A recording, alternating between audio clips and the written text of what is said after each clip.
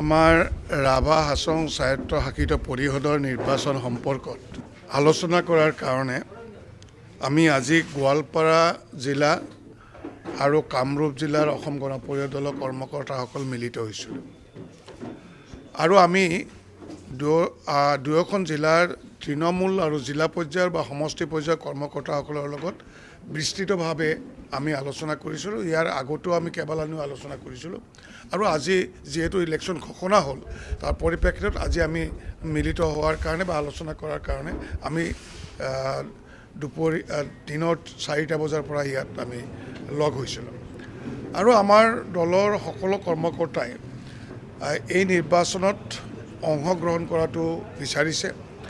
আৰু তৃণমূলৰ কৰ্মকৰ্তাসকলেও বিচাৰিছে, সমষ্টি পৰ্যায়ৰ কৰ্মকৰ্তাসকলেও বিচাৰিছে আৰু সেয়েহে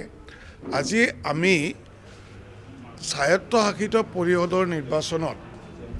আমি 12টাৰ পৰা 15টা সমষ্টিত আমি প্ৰতিদ্বন্দ্বিতা আগবঢ়াম। আমি 12টাৰ পৰা 15টা সমষ্টি আমাৰ নিৰ্বাচন কৰা হৈছে আৰু এইকেইটা সমষ্টিত আমি অসম গণ পৰিষদৰ প্ৰাৰ্থী প্ৰক্ষেপ কৰিম, আমি প্ৰতিদ্বন্দ্বিতা আগবঢ়াম। আজি কামৰূপ আৰু গোৱালপাৰা জিলাৰ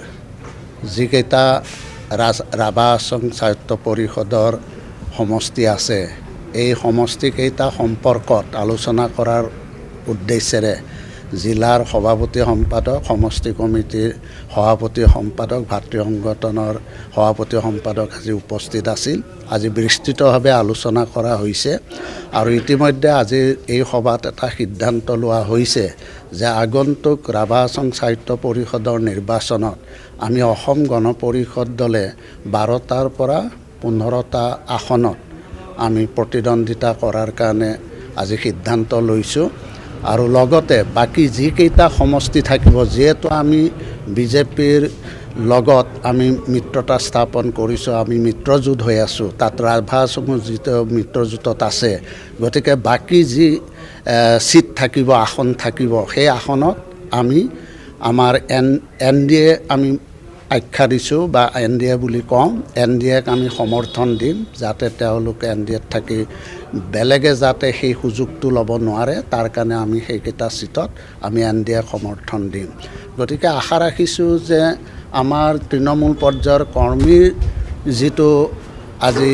ইয়াৰ বক্তব্য, এই বক্তব্যৰ জৰিয়তে নিশ্চয় আমি অসম গণ পৰিষদ দলৰ পৰা প্ৰতিদ্বন্দ্বিতা আমি কৰিম। আমি প্ৰতিদ্বন্দ্বিতা কৰি আমি স্বায়ত্ত পৰিষদৰ আমি 12টা বা 15টাৰ ভিতৰত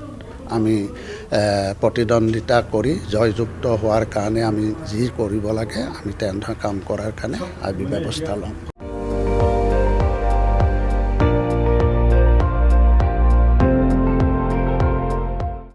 আপুনি চাই আছে ND24, সৰ্বশ্ৰেষ্ঠ নহয় সৰ্বোত্তমৰ দৌৰত।